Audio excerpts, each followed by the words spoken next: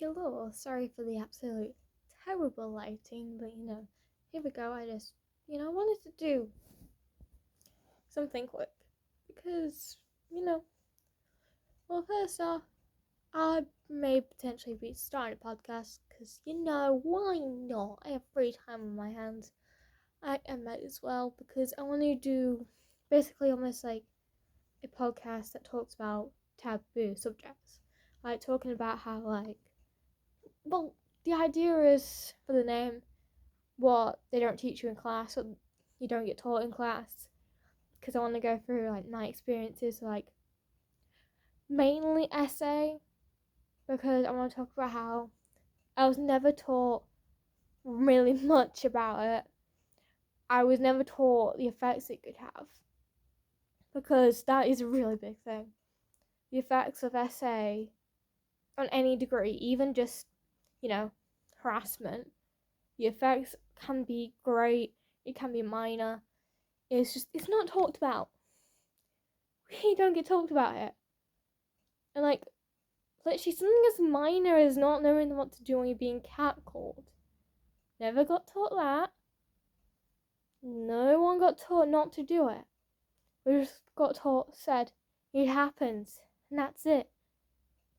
Yes, we had the unconscious people don't want tea video, but that's really not enough. So, that's out of the way. Next thing, Repzilla's in hiding again. He is not uploaded in quite a long time, like over a month, because he's hiding. Because my good buddy Reese, my best friend, one of my best friends, Reese. She fucking exposed Repzilla harder than anyone else in this situation, of course. Like when he got exposed for the Leafy stuff, yeah.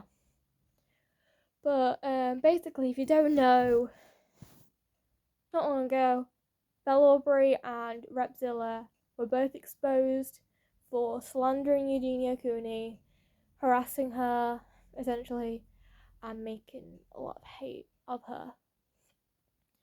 And as me wanting to add fuel to the fire with this, because I felt like it's finally time, I decided to full and expose both of them for the mistreatment of people, mainly on the asthma situation. So for you don't know, my best friend Des was groomed by an ex-YouTuber named Asman, also known as Pi Senpai Asman, and we wanted to go full blast on him because he wasn't actually gone yet. He was planning his escape before Des even came out. After Sai, he tried to go. So we're like screw it, we want to get this out. We want to make sure no one else gets hurt by this, because we know now from Sai how recent it really was. So, first off, I went to Belle saying, hey, we got a situation on our hands, please can you cover it?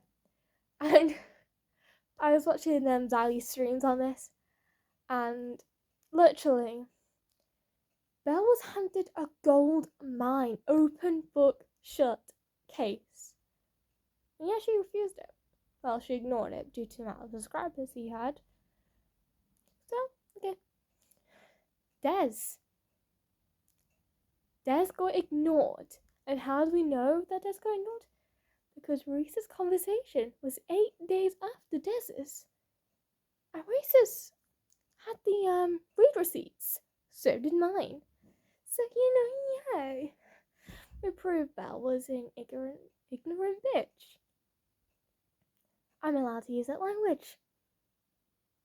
Then, because the whole Repzilla knowing and stuff was up in the air, Reese hit hard with a screen recording of her conversation with Repzilla that, honestly, I actually didn't even know about.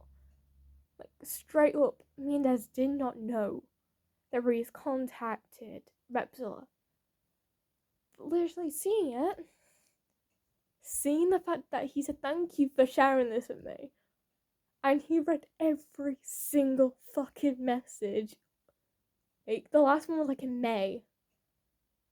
He read every single fucking one. And Belle knew as well. They both knew about this. And yet they decided to fucking go away and not talk about it. Think of the reputation they could have had. They would have had a gold mine. They would have been like so famous for it. They would have had like the best reputation they could ever have for helping us. Helping Des, helping Girl 2, helping Sai, helping Sarah. All four of them.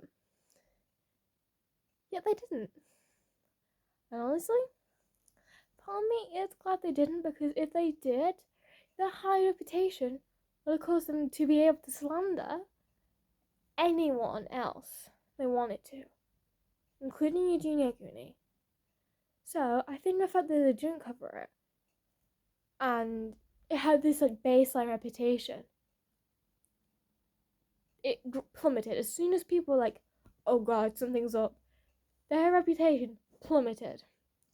If they had that high reputation from the Iceman shit, it wouldn't have plummeted as much, because people would have trusted them.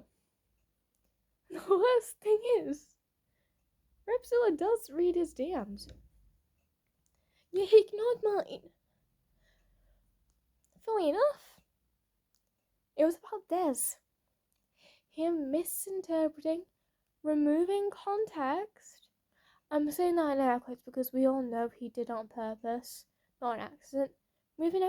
Moving context from one of their replies. You know what I did? I was like, oh god, what the fuck?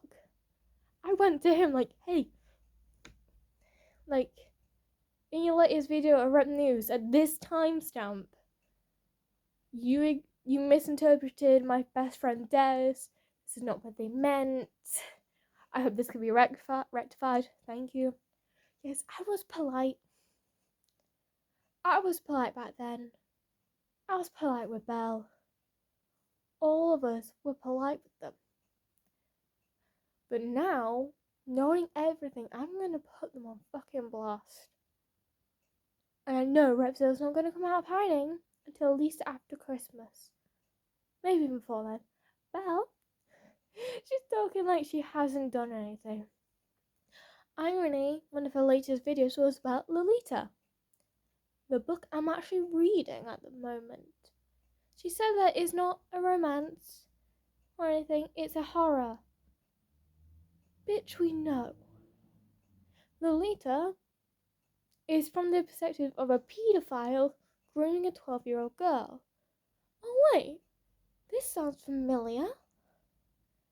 I know the book is older, but the fact she's covering this. Oh wait, her past three videos have revolved around fantasy. No, sorry. It's revolved around sex. Yet she said she's going into politics, so she's changing her mind quite a lot. Which, you know, everyone can change their mind, but Lolita is from the perspective of a paedophile grooming a 12-year-old girl and assaulting her. This feels so familiar.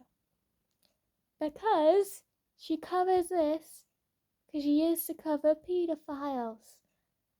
But she conveniently ignored one that could have given her the reputation she could have needed to survive on YouTube. Because now people are not going to trust her. Same with Repzilla. You go into hiding. It's not going to go away.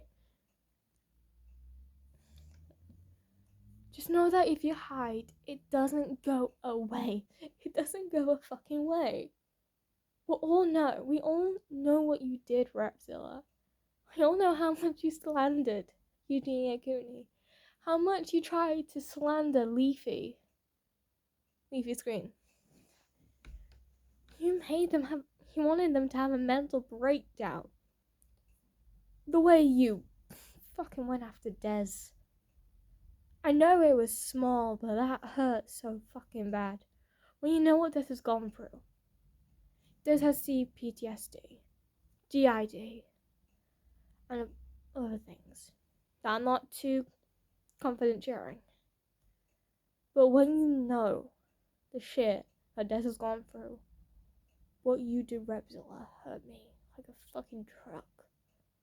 And if I could get my own back at you, I would. But I'm being civil. Yes, I've sworn a lot.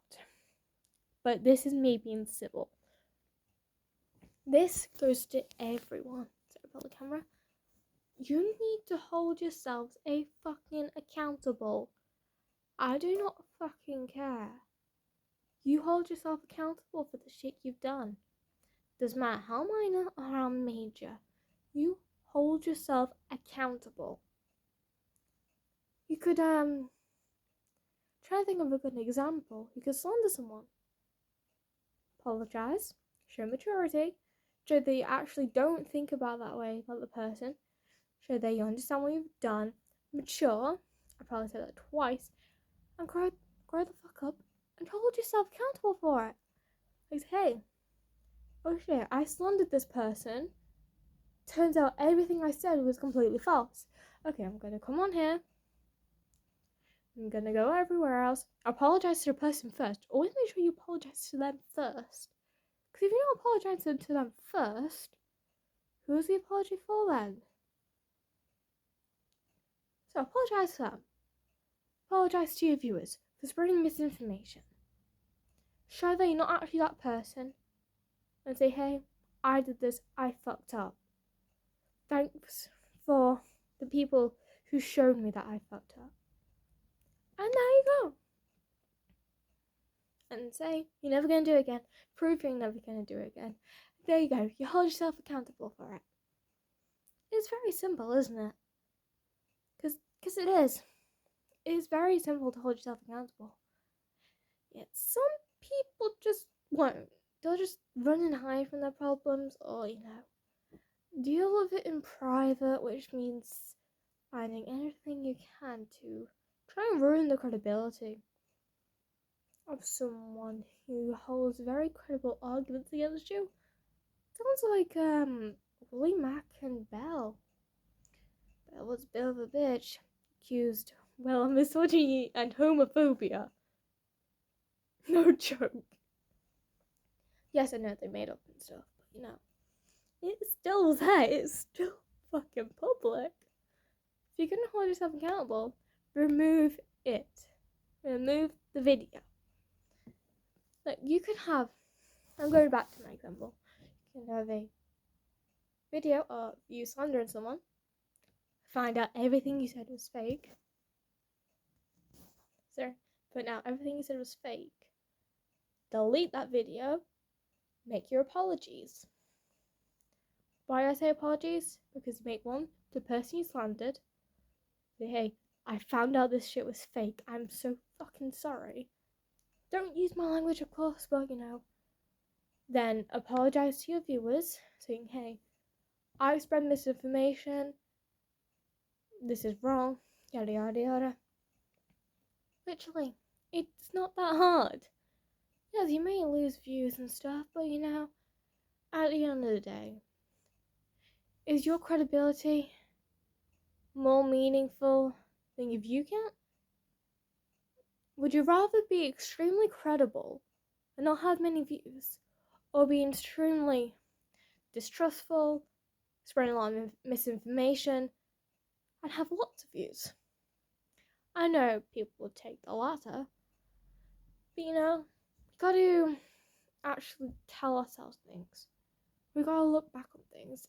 Is this right, or is this just so fucking wrong? Okay, that's me over for today. I did not plan this. I'm just on a free-for-all. I had too much slush and stress from schoolwork. So this is me done for now. I'll see you later. Bye.